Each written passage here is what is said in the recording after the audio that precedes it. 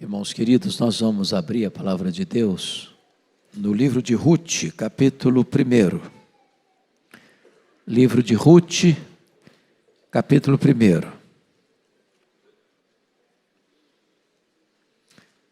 Faremos a leitura a partir do verso 1 até o verso 22. Nos dias em que julgavam juízes, houve fome na terra. E um homem de Belém de Judá saiu habitar na terra de Moabe com sua mulher e seus 2 filhos. Este homem se chamava Elimeleque e sua mulher Noemi. Os filhos se chamavam Malom e Quilion, efrateus de Belém de Judá. Vieram à terra de Moabe e ficaram ali. Morreu Elimeleque, marido de Noemi, e ficou ela com seus 2 filhos, os quais casaram com mulheres moabitas. Era o nome de uma Orfa e o nome da outra Ruth, e ficaram ali quase 10 anos. Morreram também ambos, Malom e Quilion, ficando assim a mulher desamparada de seus 2 filhos e de seu marido. Então se dispôs ela com as suas noras e voltou da terra de Moabe, porquanto nesta ouviu que o Senhor se lembrara do seu povo, dando-lhe pão. Saiu, pois, ela com as suas 2 noras do lugar onde estivera. E indo elas caminhando de volta para a terra de Judá, disse-lhes Noemi: Ide, voltai, cada uma à casa de sua mãe. E o Senhor use convosco de benevolência, como vós usastes com os que morreram e comigo. O Senhor vos dê que sejais felizes, cada uma em casa de seu marido, e beijou-as. Elas, porém, choraram em alta voz e lhe disseram: Não, iremos contigo ao teu povo. Porém Noemi disse: Voltai, minhas filhas, porque iris comigo? Tenho eu ainda no ventre filhos, para que vos sejam por maridos?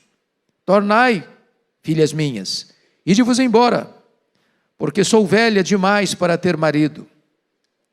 Ainda quando eu dissesse tenho esperança, ou ainda que esta noite tivesse marido e houvesse filhos, esperá-los-is até que viessem a ser grandes? Abster-vos-is de tomardes marido? Não, filhas minhas, porque por vossa causa a mim me amarga o ter o Senhor descarregado contra mim a sua mão. Então, de novo choraram em voz alta. Órfã, com um beijo, se despediu de sua sogra, porém Ruth se apegou a ela. Disse Noemi: Eis que a tua cunhada voltou ao seu povo e aos seus deuses. Também tu volta após a tua cunhada. Disse, porém, Ruth: Não me instes para que te deixe e me obrigue a não seguir-te, porque aonde quer que fores, irei eu, e onde quer que pousares, ali pousarei eu. O teu povo é o meu povo, o teu Deus é o meu Deus.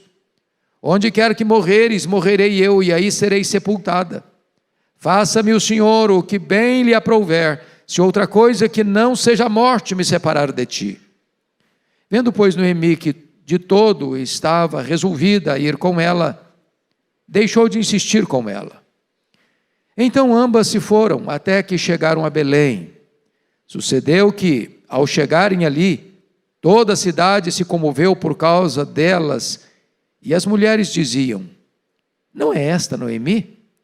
Porém ela lhes dizia: Não me chameis Noemi, chamai-me Mara, porque grande amargura me tem dado o Todo-Poderoso. De Toz eu parti, porém o Senhor me fez voltar pobre. Por que, pois, me chamaríeis Noemi? Ou me chamareis Noemi, visto que o Senhor se manifestou contra mim e o Todo-Poderoso me tem afligido?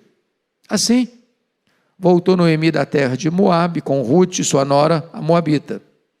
E chegaram a Belém no princípio da cega da cevada. Eu quero compartilhar com vocês sobre o tema: quando falta pão na casa do pão. Quando falta pão na casa do pão. A fome é uma das experiências mais dolorosas e dramáticas na história humana. Nada machuca, nada humilha, nada deprime tanto o ser humano quanto ser submetido à fome. A Bíblia faz referência, por exemplo, ao cerco de Samaria pelos inimigos, quando não se podia entrar nem sair, e a fome apertou, a ponto das pessoas comerem carne humana. Viktor Frankl, no seu livro Em Busca de Sentido, ele que ficou preso num campo de concentração nazista e sobreviveu, disse que as conversas mais constantes nos campos de concentração não eram sobre liberdade, nem sobre família, eram sobre comida, porque a fome era assaz severa. O que você vai notar aqui é algo que um dia me chocou muito. Eu fui à Coreia em 1997. E vocês devem ter ciência de que a Coreia do Norte sofreu um revés enorme, de uma seca severa, nos anos de 1994 a 1998. E em todo o país, a fome castigou e assolou. Quando eu retornava de lá, exatamente no dia 2 de maio de 1997, li nos jornais de São Paulo que os norte-coreanos estavam comendo carne humana. Tamanha a tragédia da fome que assolou aquela nação. O texto que nós acabamos de ler retrata o período mais turbulento da história de Israel, o período dos juízes. Oscilou entre prosperidade e crise, fartura e apostasia. E num dos períodos em que governavam os juízes, diz o texto, que na cidade de Belém, Betlehem, literalmente, casa do pão, houve fome, não tinha comida, não tinha pão na casa do pão. E é exatamente esta realidade que eu gostaria de trazer para nós nesta noite. Quando falta pão, na casa do pão. E vou trazer aqui algumas verdades que emanam desse texto. Em primeiro lugar, quando falta pão na casa do pão, o povo se desespera. Não há quietude, não há serenidade, não há equilíbrio emocional, não há firmeza, onde há fome. A fome traz absoluta inquietação. Betel, literalmente significa casa do pão. Mas houve um dia em que Betel era uma mentira, era um fake news, era uma propaganda enganosa, era uma inverdade. Na casa do pão não tinha pão. Agora, quando falta pão na casa do pão, então os fornos estão frios, as prateleiras estão vazias, os celeiros estão desassistidos, as despensas estão desprovidas e a fome assola as pessoas. Agora vamos entender que a igreja é a casa do pão. Porque a Bíblia diz que haverá um tempo em que Deus mesmo enviará uma fome ao mundo, não de pão, não de água para beber, mas de fome de ouvir a palavra de Deus. E sabe, amados irmãos, é doloroso, é dramático, quando a igreja, sendo a casa do pão, não tem pão. E você olha o cenário do Brasil, e você olha o cenário do mundo, e você vê pessoas inquietas, desassossegadas, porque elas vão para a igreja, elas vão para o templo, elas recorrem às reuniões, elas vão aos rituais e às celebrações, e elas estão famintas, e elas estão com a alma absolutamente necessitada e carente do pão do céu, mas não encontram pão. E conforme nós cantamos, há um momento que a nossa alma tem sede de Deus. Há um momento em que o pão da terra não satisfaz, em que a fartura do mundo não satisfaz. Há um momento em que você tem que cantar e clamar com todos os poros da sua alma: eu preciso mais de ti do que o ar que eu respiro, porque só Deus satisfaz. Portanto, amados, a maior necessidade sua, a maior necessidade minha, a maior necessidade da Igreja Presbiteriana de Pinheiros é da presença de Deus, é da glória de Deus refletida em nossa vida, é de cada pessoa que entrar por esses umbrais possam saber que na casa do pão tem pão com fartura, porque a mesa do Pai está provida com fartura. Mas me permita dizer uma segunda coisa: quando falta pão na causa do pão, as pessoas deixam a casa do pão. Olha comigo o verso 1. Nos dizem que julgavam os juízes: houve fome na terra, e um homem de Belém de Judá saiu habitar na terra de Moabe com sua mulher e seus 2 filhos. Então vamos notar algumas coisas aqui, irmãos. Pessoas famintas deixam a casa do pão quando não tem pão. Você olha para a Europa hoje e você vê as igrejas vazias. Você olha para a América hoje e vê enormes santuários vazios. Você recorre e percorre o mundo hoje, você vê templos evangélicos sendo vendidos e transformados em bares, em museus, em boates, em mesquitas. Porque as pessoas foram e não encontraram pão. E quando não tem pão, na casa do pão, as pessoas vão embora. Elas não permanecem. Elas não ficam. Sem pão as pessoas não vêm. Sem pão as pessoas não chegam. E eu fico olhando esta cena. As pessoas famintas, deixando a casa do pão, porque lá não tem pão. Esse era o tempo dos juízes. Diz a Bíblia que nesse período a palavra de Deus era rara. Era rara. E aqui estamos informados que Elimeleque, Noemi, Malom e Quilion, nessa hora de crise, de fome, esta família abandona Belém, abandona a casa do pão. Agora notem vocês que eles saíram guiados por uma visão humana e não guiados pela fé. Porque a solução, quando não se tem pão na casa do pão, não é fugir. A Bíblia fala de Abraão, que num tempo de fome na terra, ele desceu ao Egito e quase perdeu o casamento. A Bíblia fala de Isaque, que num tempo de fome, foi tentado a descer ao Egito, e Deus disse para ele: não desça ao Egito. A solução não é fugir. A solução não é ser guiado por visão humana, como aconteceu com Ló, que buscou segurança e não a vontade de Deus. Em outras palavras, a solução não é deixar a igreja, não é abandonar a casa de Deus. A solução é buscar o Deus que tem pão com fartura, para que o pão volte à casa de Deus, para que Belém não seja lugar de fome, mas de fartura.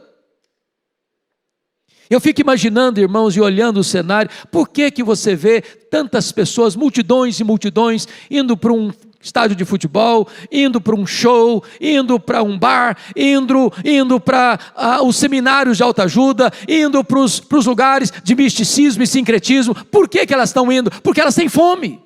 Talvez elas não saibam. E elas estão desesperadamente desejosas de mitigar essa fome, de resolver esse problema, de preencher esse vazio. Agora preste atenção nisso. Nós, Igreja de Deus, Belém de Deus, Casa do Pão, precisamos ter pão com fartura. Porque essas pessoas famintas, quando souberem que há pão na Casa do Pão, elas virão. E elas encontrarão pão. E elas serão saciadas. E elas correrão para dizer para as outras pessoas que estão com fome: hoje é dia de boas novas e nós não podemos nos calar. Tem pão com fartura, vamos lá, vamos lá, vamos lá. Às vezes, há o grande risco da gente dizer para as pessoas: tem pão em Belém. Belém é a casa do pão. E em tantos lugares as pessoas correm para lá, mas encontram muito do homem e pouco de Deus. As pessoas correm para lá e encontram receita de pão, mas não tem pão. As pessoas correm para lá e elas escutam: olha, aqui já teve pão. Aqui houve tempo em que as padarias estavam lotadas, em que os celeiros estavam cheios, e começam a falar então dos grandes avivamentos do passado, dos grandes feitos do passado, das grandes maravilhas do passado. Mas as pessoas estão com fome hoje, elas estão com fome agora. Elas precisam da presença de Deus, da palavra de Deus, do pão vivo que desceu do céu. Agora nota, em terceiro lugar, quando não há pão na casa do pão, as pessoas buscam alternativas perigosas. Veja comigo versículos de 1 a 5, que Elimeleque, ele em vez de enfrentar a crise, em vez de trabalhar para que a crise fosse revertida, em vez de permanecer em Belém até que Deus visitasse este povo e trazendo pão com fartura, diz a Bíblia que ele, sua mulher, seus 2 filhos, saíram de Belém e vieram à terra de Moabe e ficaram ali. Quando você olha no mapa, hoje você faz essa viagem num dia, é perto, mas naquela época era uma viagem. E embora Moabe, que fica hoje na região da Jordânia, do lado lá do Monte Nebo, onde o povo avistou a terra e entrou na terra prometida, Moabe, embora fosse aparentado do povo de Deus, descendentes de Ló, Moabe se curvava a outros deuses, de um culto sincrético, adorava ídolos, era hostil à fé. E diz a Bíblia que então Elimeleque, com sua família, se muda para Moabe. Ou seja, em vez de Elimeleque buscar a Deus, ele foge na hora da crise. E sabe, irmãos, na hora da crise, não é hora de fugir. Na hora do problema, não é hora de fugir. É hora de enfrentar, é hora de orar, é hora de se arrepender. Porque se você ler na história do povo de Israel, via de regra, a fome era uma espécie da disciplina de Deus, ou do juízo de Deus, na quebra da aliança. Deus havia dito que se o povo não ouvisse, não obedecesse, se o povo se rebelasse, Deus mandaria guerra, Deus mandaria fome, Deus mandaria peste, Deus mandaria os problemas para a nação. E então a solução não era fugir, a solução era se arrepender.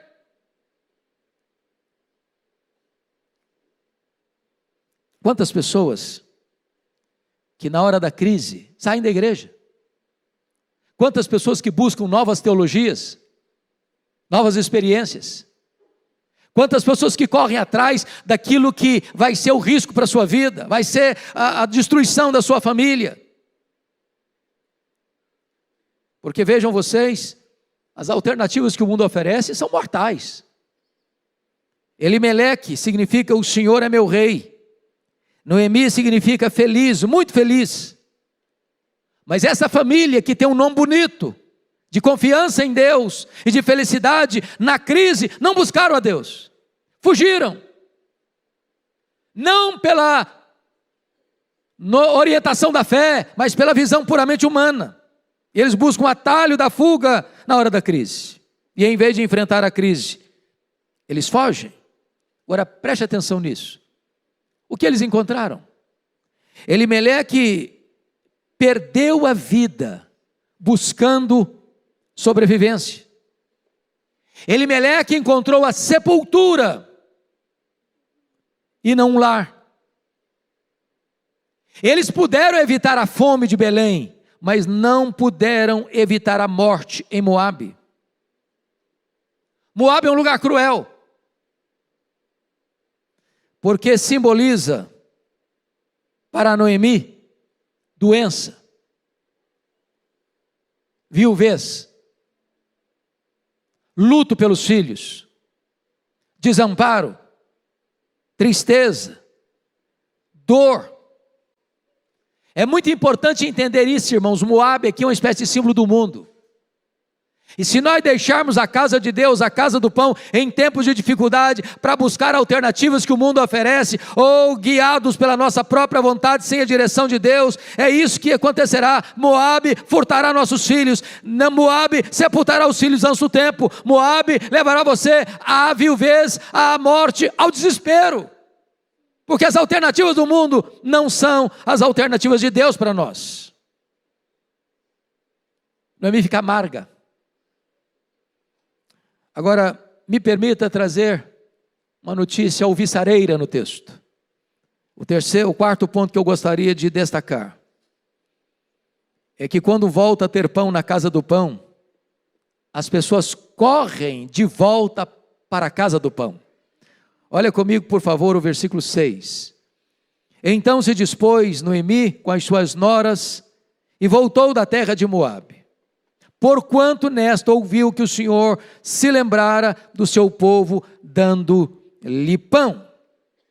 Eu acho isso maravilhoso, o que está escrito no verso 6, porquanto em Moabe ouviu que o Senhor se lembrara do seu povo, dando-lhe pão.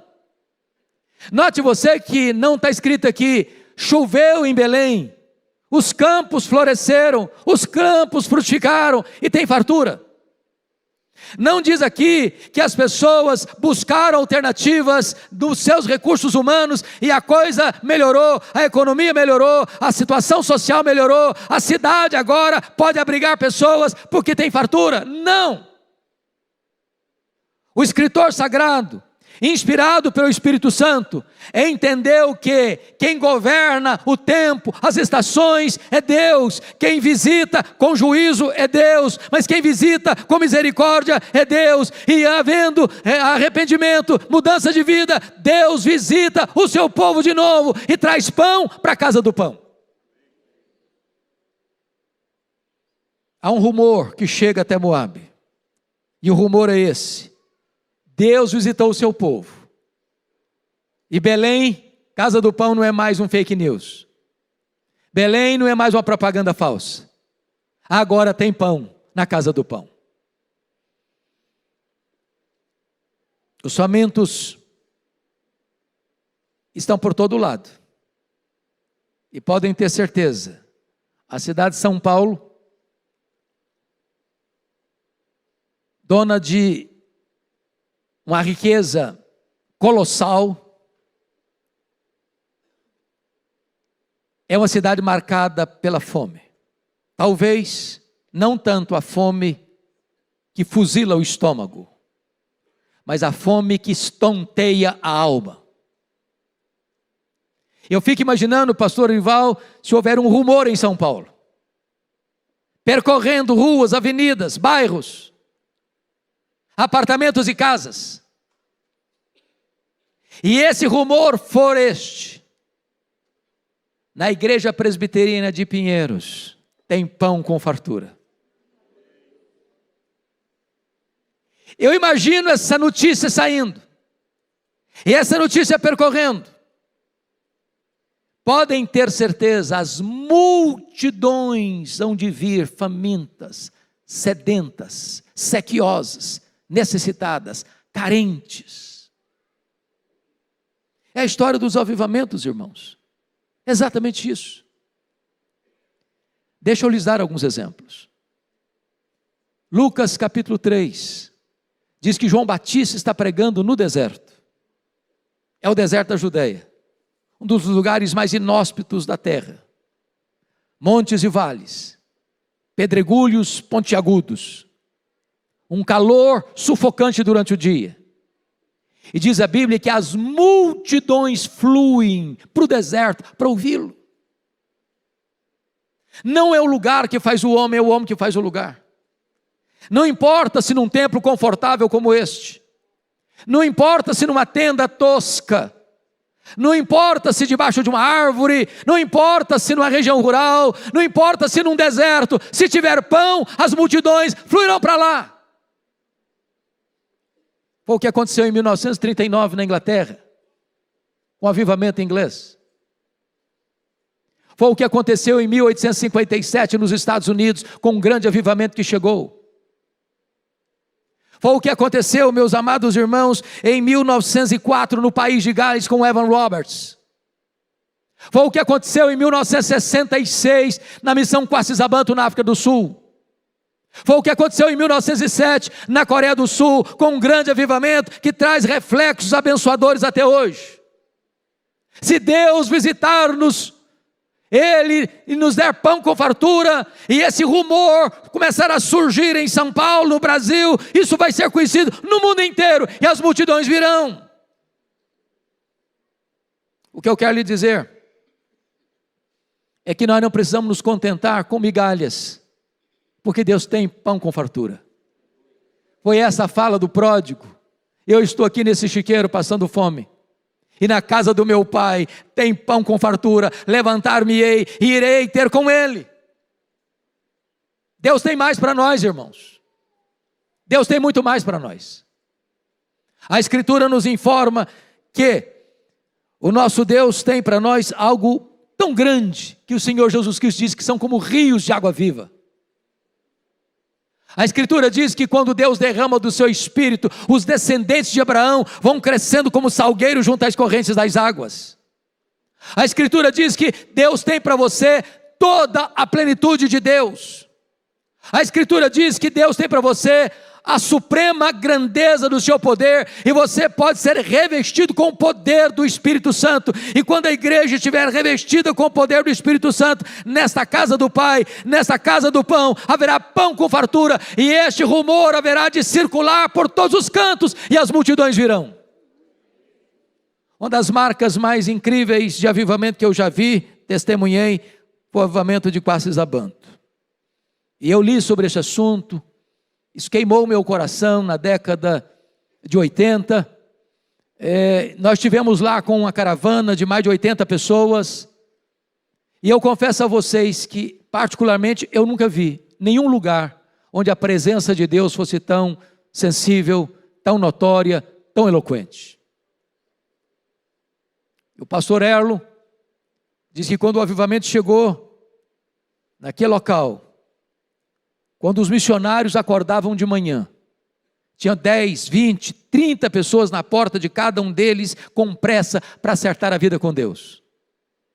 Os feiticeiros saíam correndo, chorando, e vinham e confessavam os seus pecados, e tinham pressa para acertar a vida com Deus. Eu vi ali um templo construído, um templo para 15 mil pessoas, construído numa fazenda, com 3 cultos por dia.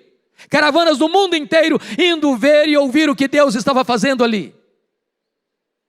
E eu creio, meus amados irmãos, que quando Deus visita a casa do pão com fartura, esse rumor, esta informação há de circular pelas Moabes da vida. Esta informação há de chegar a tanta gente, e as pessoas terão então a bênção de retornar à casa do pão. Mas me permita dizer, quando há pão na casa do pão, as pessoas nos acompanharão à casa do pão. Veja você, que não só aqueles que saíram voltam, mas aqueles que voltam trazendo mais alguém consigo. Veja você o versículo de número 16, que quando Noemi está voltando, Ruth disse para ela: não me instes para que te deixe, e me obrigue a não seguir-te, porque onde quer que fores, irei eu, e onde quer que pousares, ali pousarei eu. O teu Deus é o meu Deus, o teu povo é o meu povo, o teu Deus é o meu Deus. Aonde quer que morreres, morrerei eu, e aí serei sepultada. Faça-me o Senhor o que bem lhe aprouver, se outra coisa que não seja a morte me separar de ti. Oh, amados, nós temos tantas pessoas ainda que saíram da igreja e não voltaram. Nessa pandemia mesmo, quantas pessoas, Brasil afora, mundo afora, desapareceram. Eu estava pregando num congresso de pastores, aliás, num café da manhã com pastores na cidade de Santos, e eu cheguei um pouco mais cedo, e daqui a pouco se aproxima um pastor, seus 50 e poucos anos, semblante um pouco abatido, e eu puxei conversa com ele. Ele disse: pastor, eu estou vindo aqui hoje porque eu preciso de uma palavra.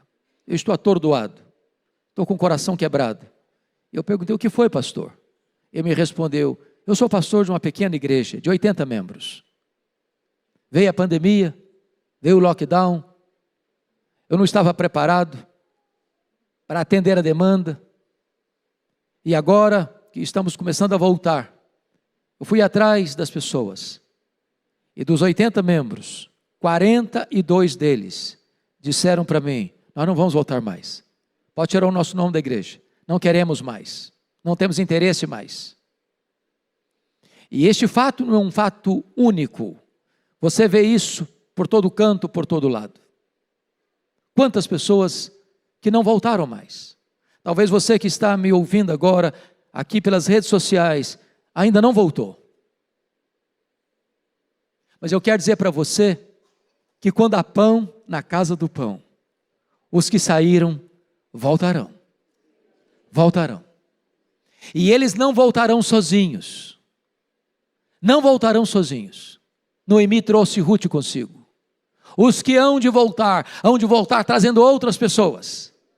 Porque há um ruído que surge, há uma notícia que corre, há uma propaganda que não precisa de qualquer outro instrumento, que não de boca a boca. As pessoas vão dizer: olha, chegou pão lá em Belém, a casa do pão agora tem pão, agora não é mentira, agora não é propaganda falsa, agora não é prateleira vazia, agora não são fornos frios, agora tem pão com fartura na casa do pão, e as multidões hão de vir, irmãos, em nome de Jesus.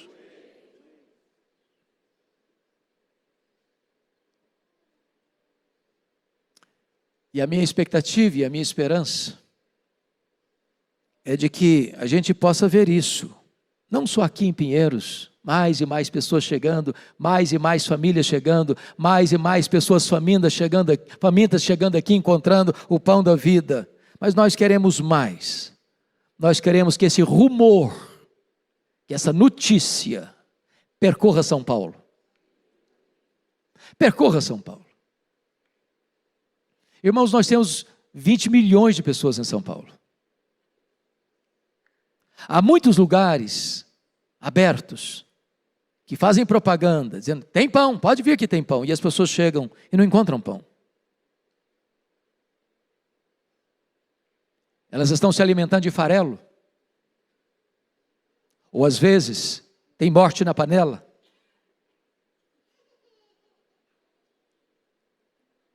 Mas eu estou certo de uma coisa: se Deus se lembrar de nós e nos visitar com um pão, não o pão da terra, não o pão que perece, mas o pão da vida, o alimento verdadeiro,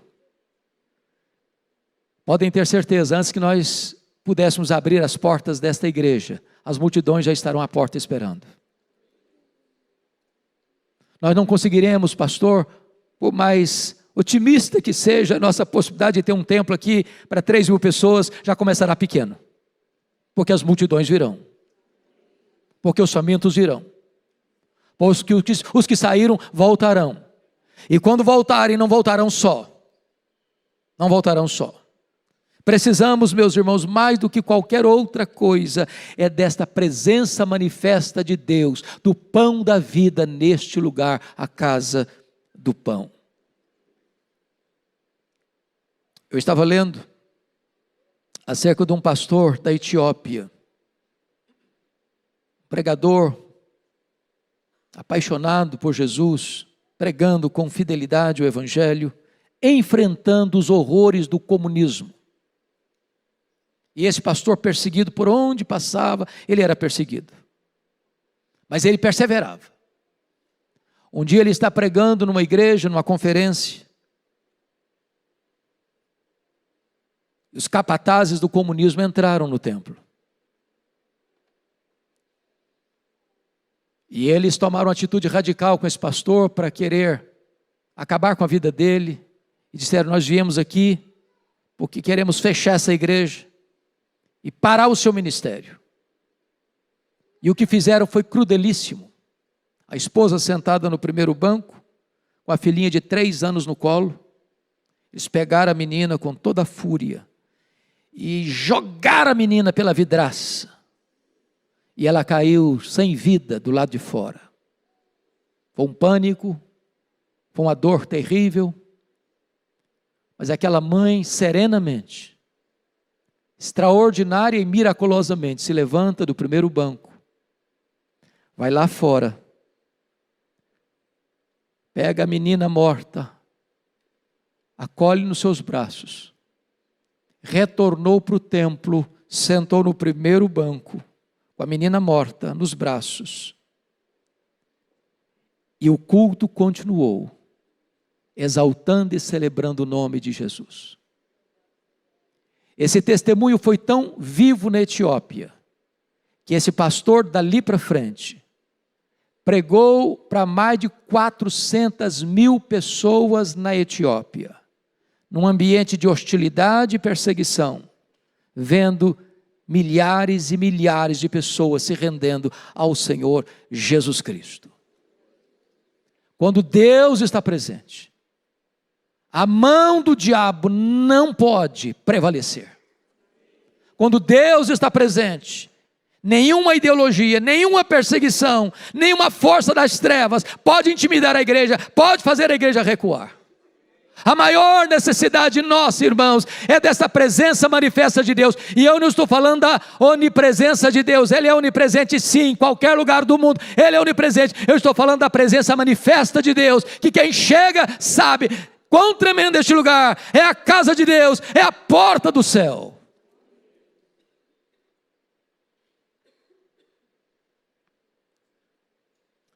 Eu louvo muito a Deus pela vida da Igreja Presbiteriana de Pinheiros.